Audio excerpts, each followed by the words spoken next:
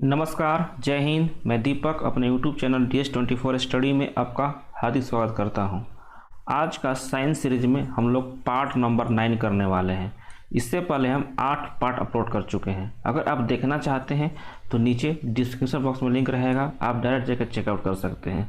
साथ ही साथ अभी तक हम स्टैटिक जीके में टोटल अभी तक 36 वीडियो अपलोड कर चुके हैं। अगर आप मेरा स्टैटिक जीके का सीरीज देखना चाहते हैं, इसका भी लिंक नीचे डिस्क्रिप्शन बॉक्स में रहेगा, आप डायरेक्ट जाकर चेकआउट कर सकते हैं।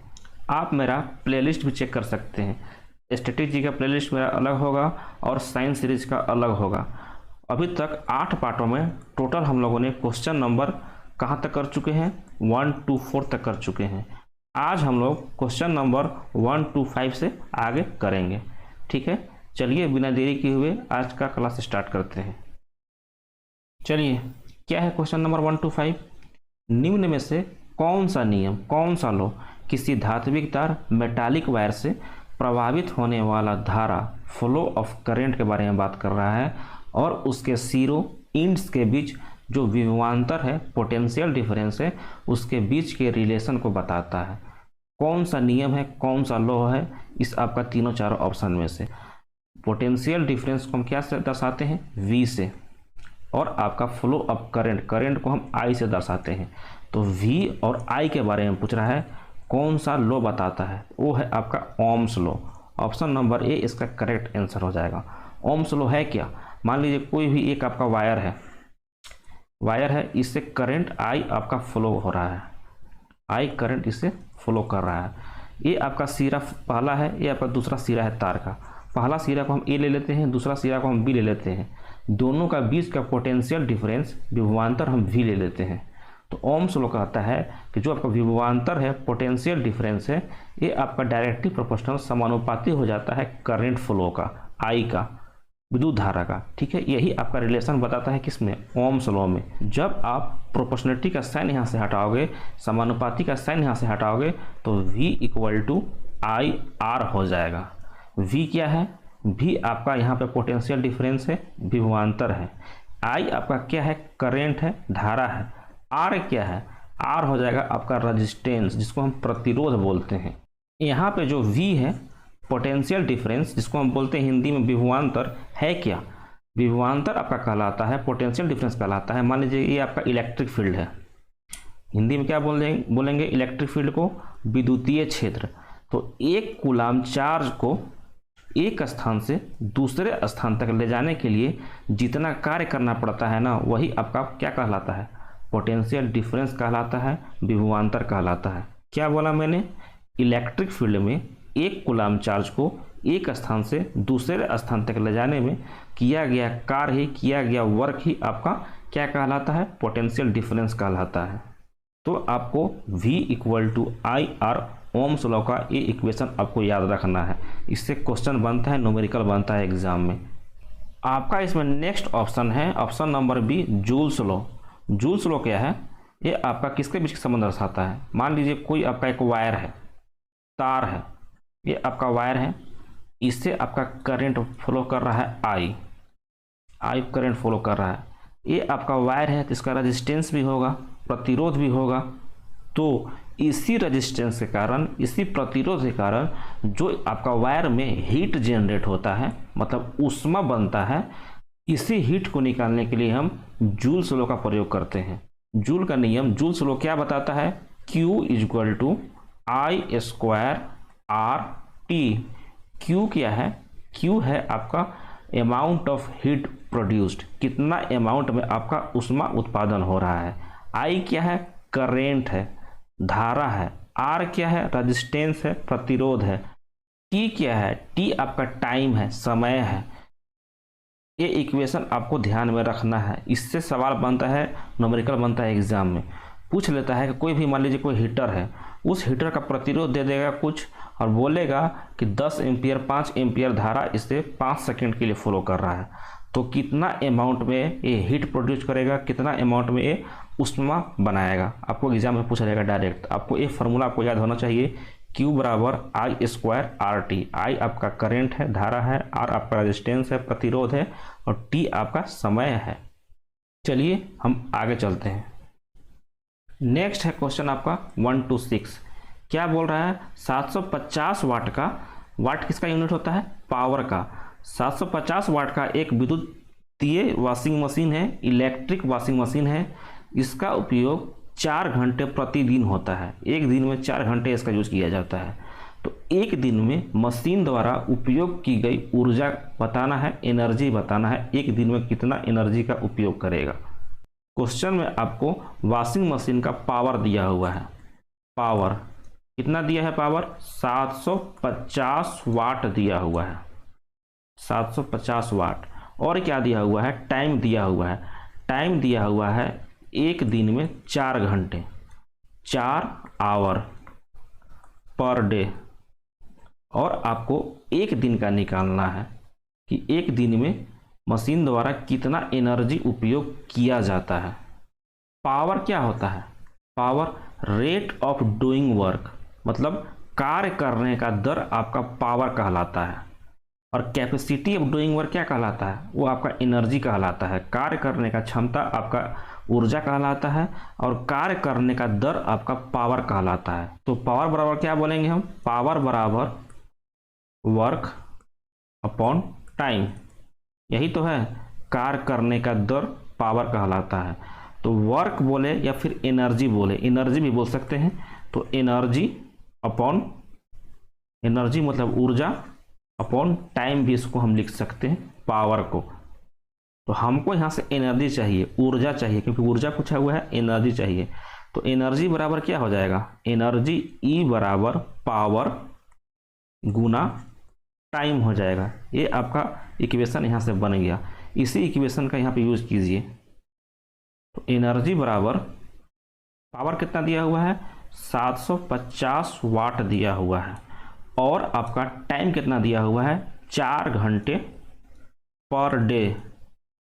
और आपको निकालना कितने दिन का था? एक दिन का निकालना था। तो एक दिन यहाँ पे पुट कर दीजिए। एक डे, दिन से दिन चला गया, डे से डे चला गया।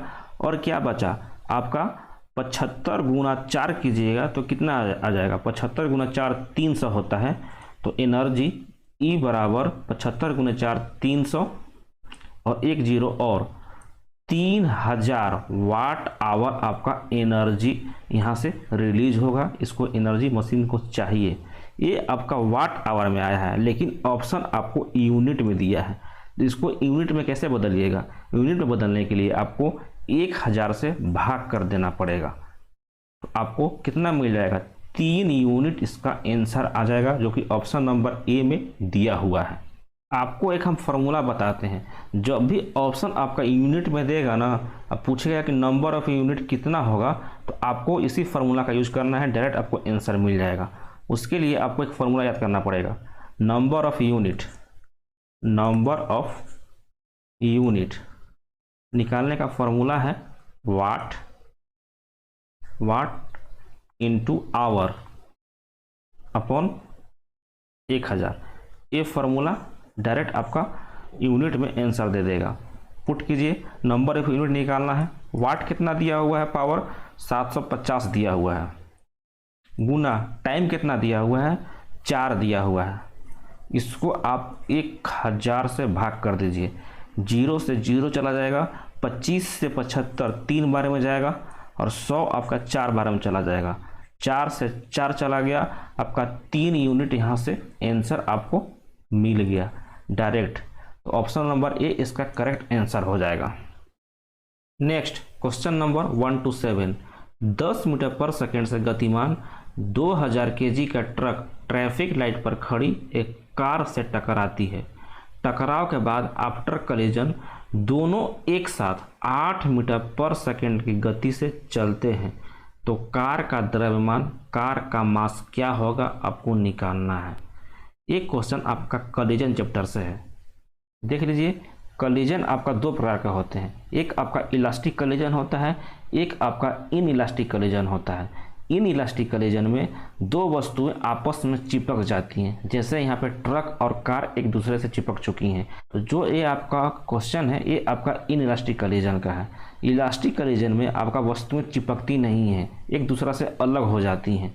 एग्जाम में इलास्टिक कलिजन और इन इलास्टिक कलिजन से क्या क्वेश्चन बनता है कि इलास्टिक कलीजन में आपका मोमेंटम कंजर्व रहता है। पहला मतलब मोमेंटम मतलब संवेग आपका संरक्षित रहता है, साथ साथ ही आपका काइनेटिक एनर्जी गतिज ऊर्जा भी आपका संरक्षित रहता है। दोनों आपका संरक्षित है, दोनों आपका कंजर्व है। कौन कौन सा?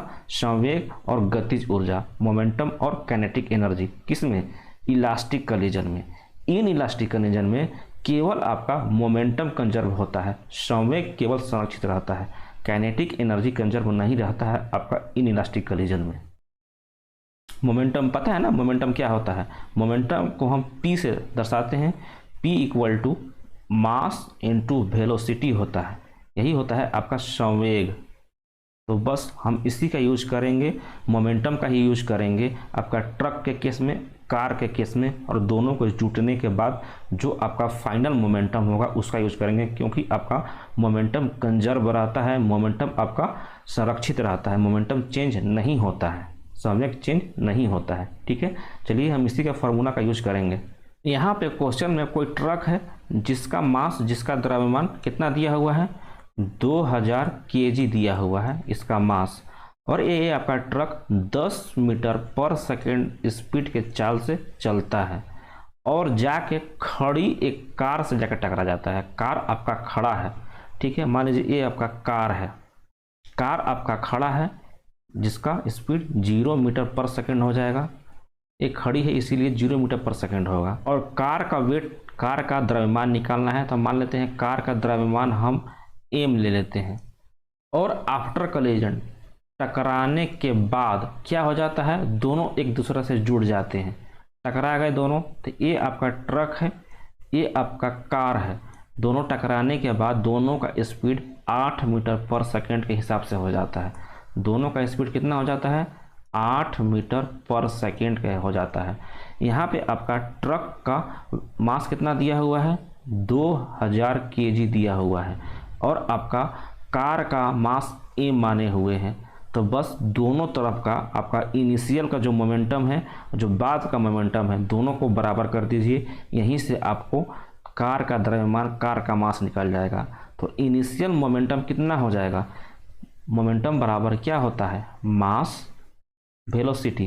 पुट कीजिए, मास कितना है ट्रक का? 200, 2000 गुना वेलोसिटी कितना दिया हुआ है? 10 दिया हुआ है, प्लस क्योंकि दोनों को ऐड करना है, कितना है? कार का मास m है और वेलोसिटी 0 है, ये तो आपका 0 ही हो गए, बराबर दोनों यहाँ पे जुट गए तो दोनों का मास दोनों को जोड़ना पड़ेगा। अब 2000 kg प्लस कार का मास m लिए हुए हैं, ये तो हो गया आपका मास।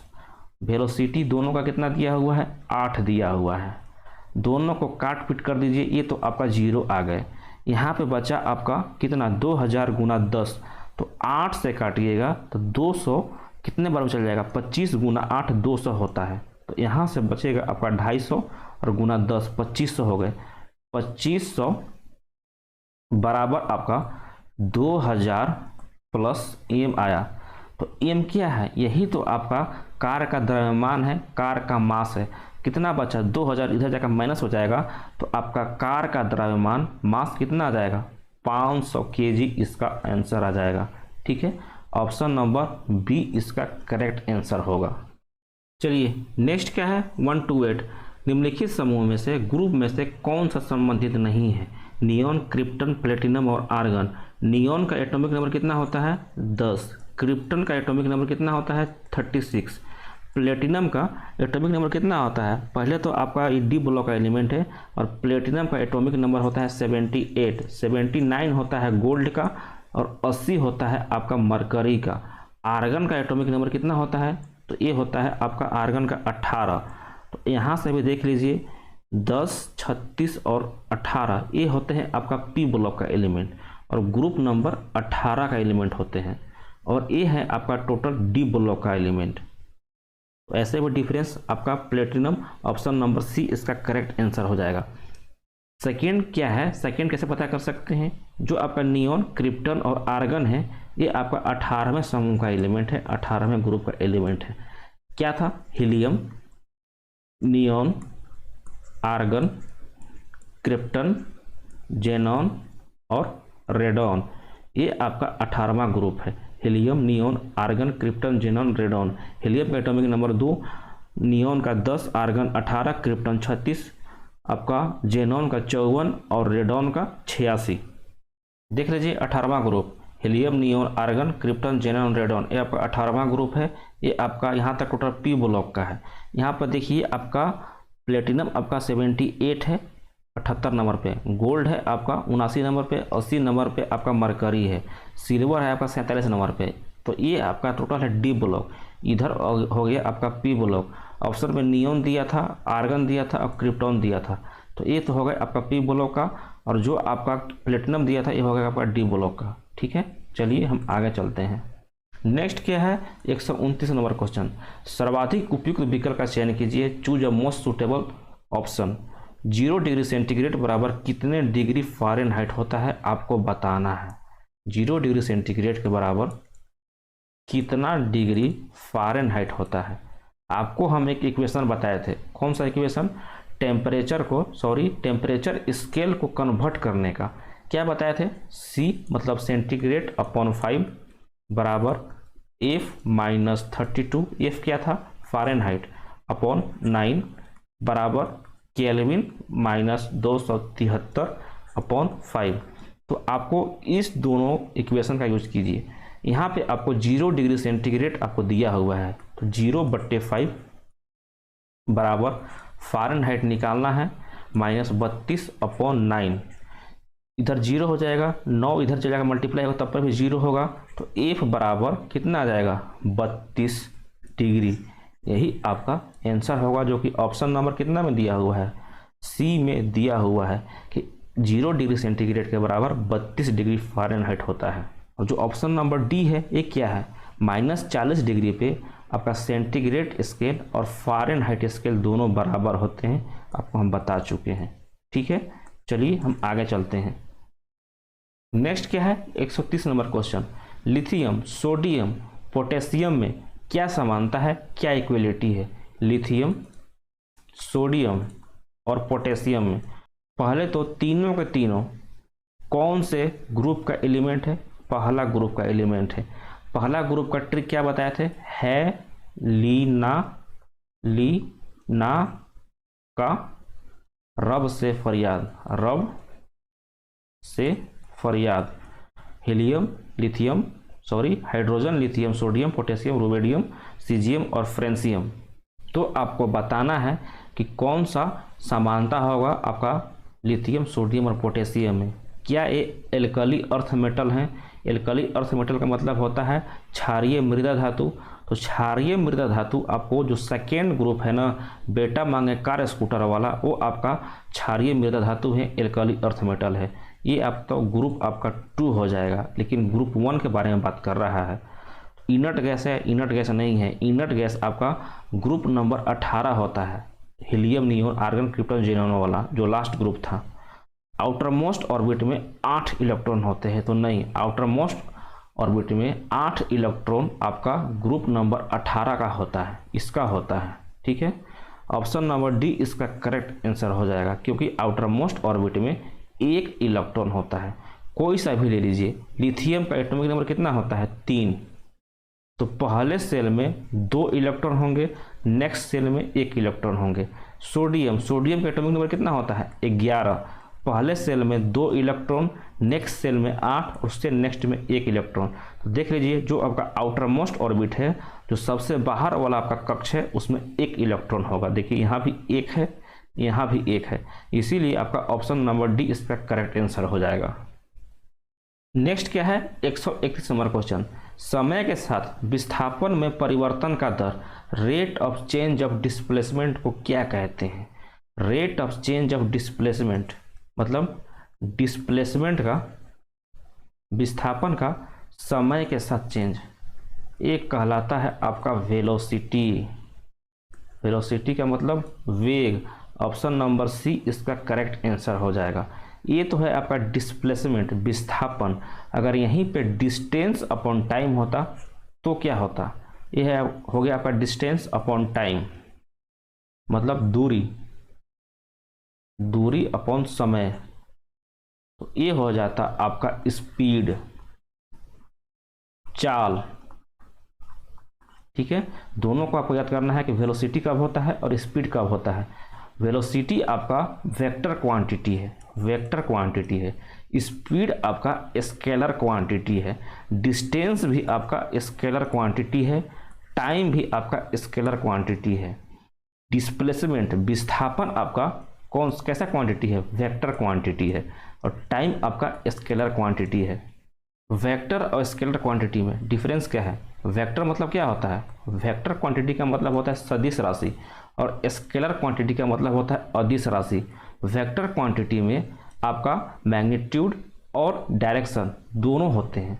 मैग्नीट्यूड का मतलब उसका परिमाण और दिशा दोनों होते हैं, जबकि स्केलर क्वांटिटी में केवल मैग्नीट्यूड होता है, परिमाण होता है, लेकिन डायरेक्शन इसका कोई फिक्स नहीं है। ठीक है, दोनों में डिफरेंस है। क्या बोलते हैं वेक्टर क्वांटिटी को? सदिश बोलते हैं हिंदी में, सदिश राशि इसको बोलते हैं।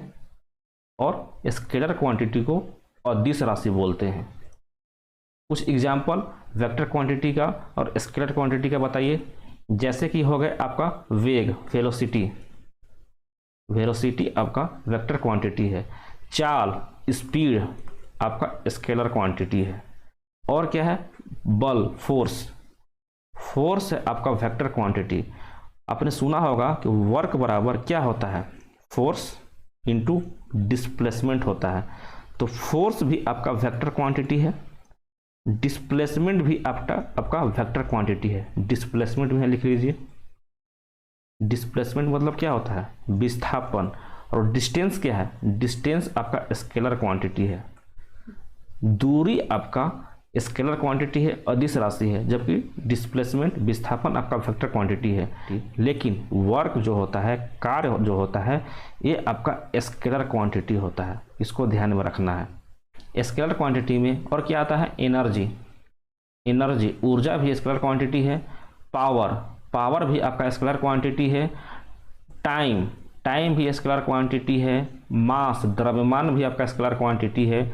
टॉर्क, आघूर्ण जिसको हम बोलते हैं, टॉर्क आपका वेक्टर क्वांटिटी है। एक्सक्लेरेशन, त्वरण, त्वरण भी आपका वेक्टर क्वांटिटी में आता है, सदिश राशि में आता है। चलिए, इतना सारा आप स्केलर क्वांटिटी और वेक्टर क्वांटिटी में याद रखिएगा। हम अभी के लिए आगे चलते हैं। नेक्स्ट क्या है? 132 नंबर क्वेश्चन। नीचे दिए गए तत्वों में से किसका आकार साइज सबसे छोटा होता है? सबसे छोटा बताना है, स्मॉलेस्ट बताना है। कौन कौन सा है? सोडियम, मैग्नीशियम और एल्युमिनियम। दोनों तीनों को देखिएगा तो ये आपका एक ही आवर्त का है, एक ही पीरियड के हैं। कौन सा पीरियड के हैं, कौन सा आवर्त के हैं? तो जो थर्ड नंबर पीरियड है, टोटल आपका 7 पीरियड होते हैं, 7 आवर्त होते हैं। तो जो आपका तीसरा पीरियड है, तीसरा आवर्त है, उसी के तीनों एलिमेंट है। देख लीजिए आप पीरियड टेबल में, देख लीजिए ये आपका तीसरा पीरियड है, तीसरा आवर्त है, सोडियम, मैग्नीशियम। और इसी पीरियड में देखिए एल्युमिनियम यहाँ पे है, ये आपका तीसरा पीरियड है, एल्युमिनियम है। तीनों आपका एक ही पीरियड में है, एक ही आवर्त में है। तो आपको हम बता चुके हैं कि एक ही पीरियड में जाने पे, इधर जाने पे आपका एटम का साइज क्या होता है? घटता है। और आपका ग्रुप में, सेम ग्रुप में आने पे आपका एटम का साइज बढ़ता है, आपको हम बता चुके हैं। तो आपको क्वेश्चन में सोडियम, मैग्नीशियम और एल्युमिनियम का पूछा था, तो सबसे बड़ा किसका होगा? सबसे बड़ा साइज होगा आपका सोडियम का, फिर मैग्नीशियम का, उसके बाद आपका एल्युमिनियम का होगा। तो देख लीजिए सबसे बड़ा आपका Na+ होगा, उसके बाद मैग्नीशियम 2+ होगा, उसके बाद आपका Al3+ होगा। तो सबसे छोटा कौन सा हुआ? एल्युमिनियम हो जाएगा। ऑप्शन नंबर सी इसका करेक्ट आंसर हो जाएगा, क्योंकि आपका आवर्त में साइज घटता है और ग्रुप में आपका साइज बढ़ता है। Next 133 number question. Copper sulphate के एक अणु में जल के कितने अणु उपस्थित होते हैं? कॉपर सल्फेट CuSO4.5H2O होते हैं।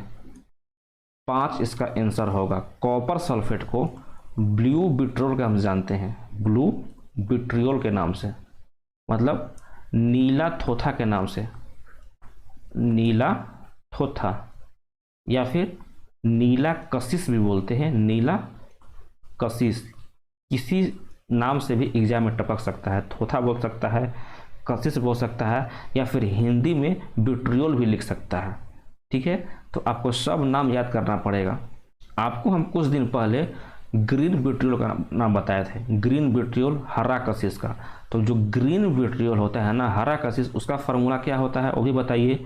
और साथ साथ में वाइट विट्रियोल, श्वेत कशिश या फिर श्वेत थोथा भी एक होता है, उसका भी आप क्या फार्मूला होता है वो भी बताइए।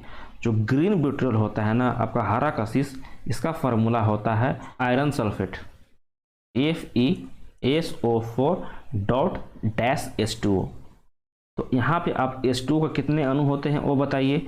वाइट विट्रियोल में, श्वेत कशिश में क्या होता है, जिंक सल्फेट होता है, जिंक सल्फेट डॉट H2O। यहाँ पे बताइए कितना अणु H2O का होगा, यहाँ पे बताइए कितना अणु H2O का होगा।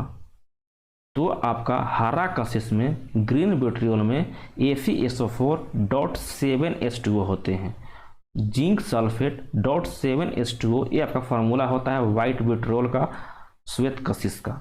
एक आपको हम कुछ दिन पहले और बताए थे 10 से रिलेटेड, कुछ याद आ रहा है आपका, वॉशिंग सोडा का Na2CO3.10H2O, ये भी एग्जाम में पूछ चुका है। नेक्स्ट क्या है, 134 नंबर क्वेश्चन, गति का द्वितीय समीकरण, सेकेंड इक्वेशन ऑफ मोशन, निम्नलिखित में से कौन सा संबंध को दर्शाता है, कौन सा रिलेशन को बताता है। तो जो आपका सेकेंड इक्वेशन ऑफ मोशन होता है क्या होता है, पहले तो आप जो पहला इक्वेशन ऑफ मोशन है उसका बता दीजिए। इक्वेशन क्या होता है, तो पहला इक्वेशन ऑफ मोशन होता है V = U + AT, मतलब final velocity, initial velocity, acceleration और टाइम। हिंदी में क्या बोलेंगे, अंतिम वेग, प्रारंभिक वेग, त्वरण और समय। जो आपका सेकेंड इक्वेशन होता है क्या होता है, एस, दूरी, इसको हम ऊंचाई भी बोल सकते हैं, दूरी बराबर UT + हाफ AT² होता है। मतलब दूरी बराबर प्रारंभिक वेग, initial velocity into time plus half acceleration और टाइम का स्क्वायर होता है। जो आपका तीसरा इक्वेशन ऑफ मोशन है क्या है, फाइनल वेलोसिटी का स्क्वायर, इनिशियल वेलोसिटी का स्क्वायर प्लस 2a मतलब एक्सेलरेशन और s का मतलब दूरी या फिर हाइट।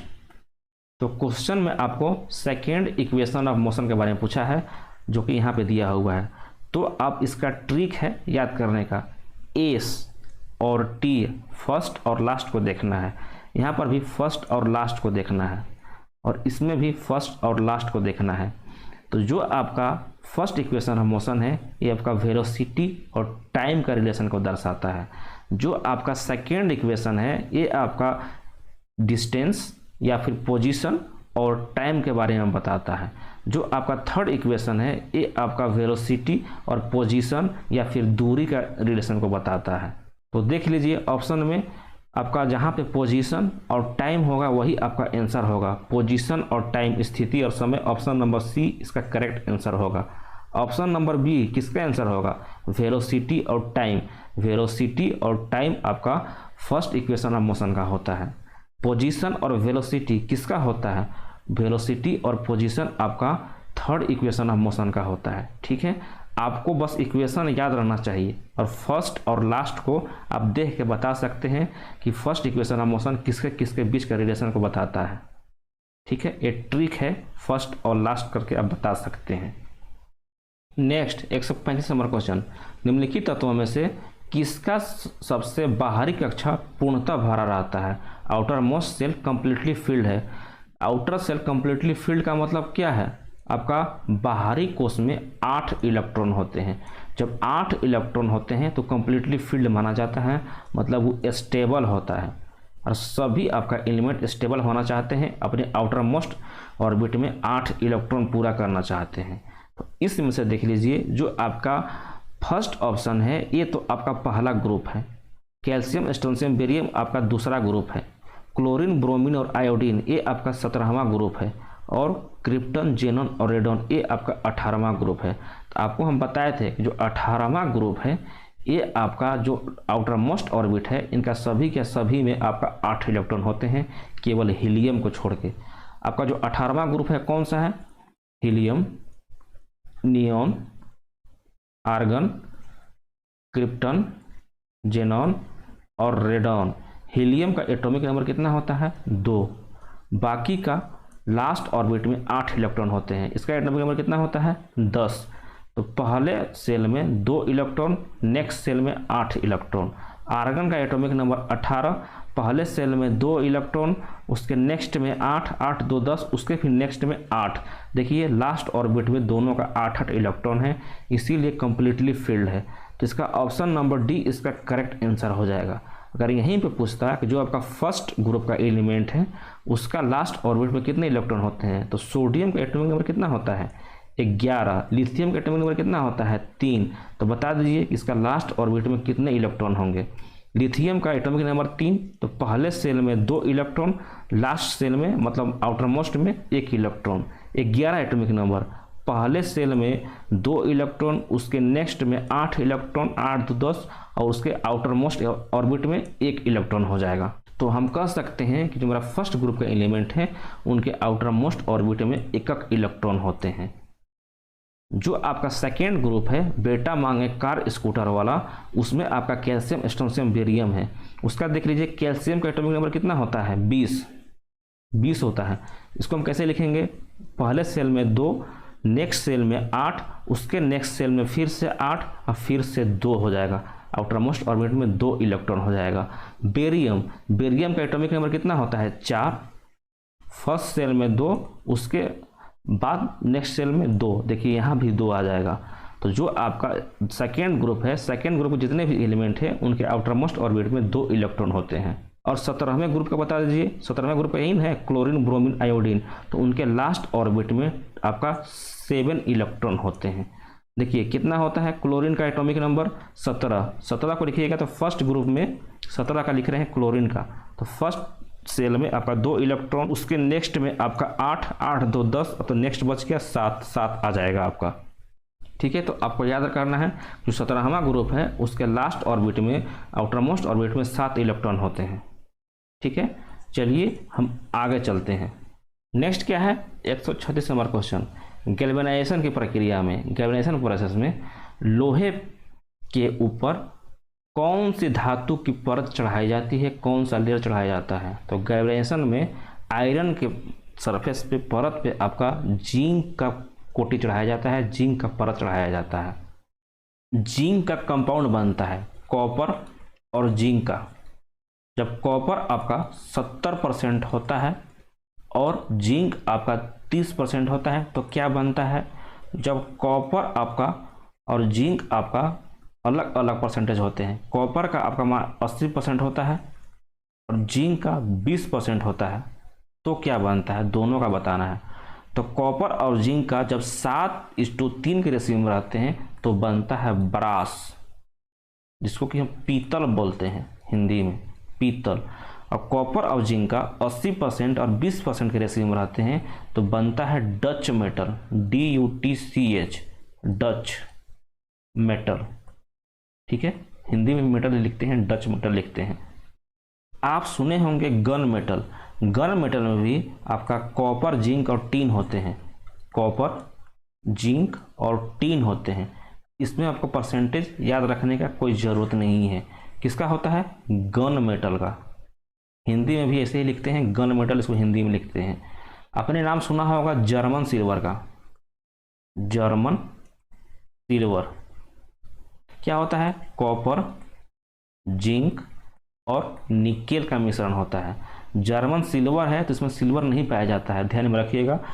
कॉपर, जिंक और निकेल होते हैं आपका जर्मन सिल्वर में। अभी हमको कुछ देर पहले आपको हम बताएं जिंक का सल्फेट। जिंक सल्फेट ZnSO4.7H2O किसका होता है? ये होता है आपका वाइट विट्रियोल का फार्मूला होता है, सफ़ेद कशिश का फार्मूला होता है। जिंक से रिलेटेड आपको हम रिएक्टिविटी सीरीज में कुछ बताए थे, याद आ रहा है?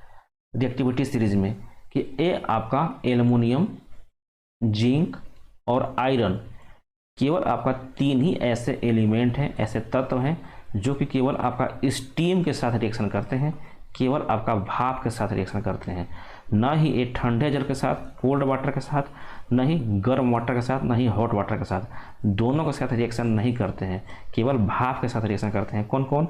एल्युमिनियम, जिंक और आयरन।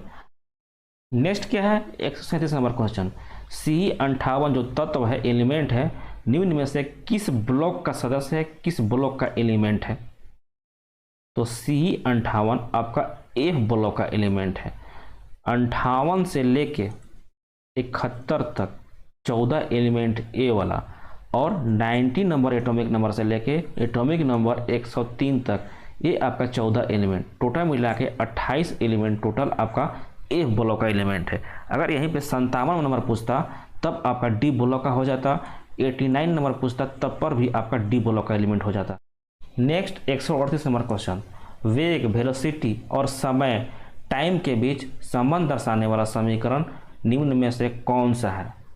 अब आपको हम क्या ही बताएं, अब आप इस क्वेश्चन का आंसर कमेंट बॉक्स में टपकाइएगा, ये आपका होमवर्क है। क्वेश्चन नंबर 138 आपका होमवर्क है। कमेंट बॉक्स में आप तीनों का बताना है कि first equation of motion, second equation of motion और थर्ड इक्वेशन ऑफ मोशन किससे किसके बीच का रिलेशन को दर्शाता है, तीनों के बारे में आपको कमेंट बॉक्स में टपकाना है। नेक्स्ट क्या है? 139 नंबर क्वेश्चन, जब वस्तु का गति 5 गुना हो जाता है तो गतिज ऊर्जा काइनेटिक एनर्जी का क्या होगा? जब आपका वेलोसिटी, वेग 5 गुना हो जाता है तब आपको बताना है काइनेटिक एनर्जी में क्या चेंज होगा। काइनेटिक एनर्जी बराबर क्या होता है? काइनेटिक एनर्जी बराबर होता है 1/2 mv²।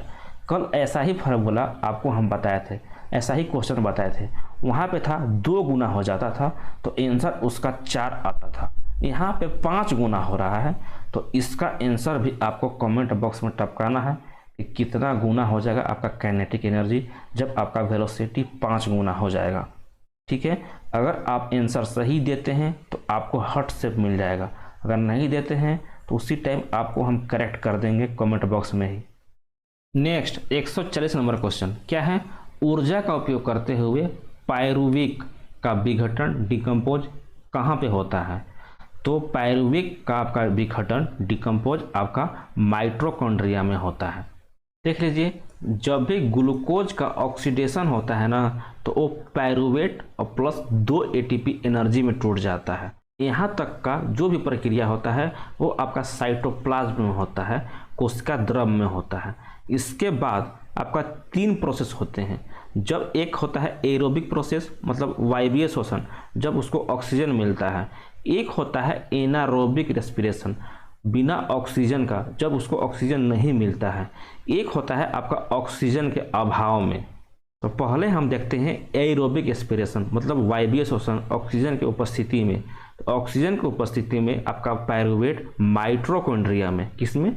माइटोकॉन्ड्रिया में क्रेब्स चक्र, जिसको हम बोलते हैं क्रेब्स चक्र, उसमें आपका 36 ATP एनर्जी हमको प्रोड्यूस कराता है। कौन? माइटोकॉन्ड्रिया। इसीलिए हम माइटोकॉन्ड्रिया को क्या बोलते हैं? एनर्जी हाउस के नाम से जानते हैं। 36 ATP एनर्जी यहाँ से और स्टार्टिंग का 2 ATP एनर्जी यहाँ से, टोटल हमको 38 ATP एनर्जी मिलता है। कहाँ से? एरोबिक रेस्पिरेशन से, वायवीय श्वसन से। अब आते हैं हम एनारोबिक रेस्पिरेशन पे, अवायवीय श्वसन पे। इसमें क्या होता है? ग्लूकोज का ईस्ट के प्रेजेंस में, किसके प्रेजेंस में? ईस्ट के प्रेजेंस में इसका फर्मेंटेशन होता है, किण्वन होता है, और आपका ग्लूकोज डायरेक्ट आपका एल्कोहल में, शराब में टूट जाता है। और जब आपका पायरुवेट को ऑक्सीजन का अभाव होता है तो आपका शरीर में लैक्टिक एसिड आपके बॉडी में बन जाता है, जिसके कारण आपके बॉडी में पेन होता है, दर्द महसूस होता है। नेक्स्ट 141 नंबर और आज का लास्ट सवाल। अभी तक आप हमारी वीडियो को लाइक नहीं किए होंगे तो लाइक कर दीजिएगा, साथ साथ चैनल को भी सब्सक्राइब कर दीजिएगा। ठीक है, मानव शरीर, ह्यूमन बॉडी में कौन सा अम्ल, कौन सा एसिड बनने के कारण दर्द महसूस होता है, दर्द का अनुभव होता है? अब क्या ही बताया आपको हम, इसका भी आंसर आप कमेंट बॉक्स में डालिए। आपको हम क्वेश्चन नंबर 138 दे चुके हैं होमवर्क में, क्वेश्चन नंबर 139 भी बता दीजिएगा, और क्वेश्चन नंबर 141 का भी आंसर आप कमेंट बॉक्स में टपका दीजिएगा। तीनों का आंसर हमको कमेंट बॉक्स में चाहिए। ठीक है, लाइव के बाद चलिए, क्लास कैसा लगा वो भी आप कमेंट में बताइएगा। जय हिंद, जय भारत।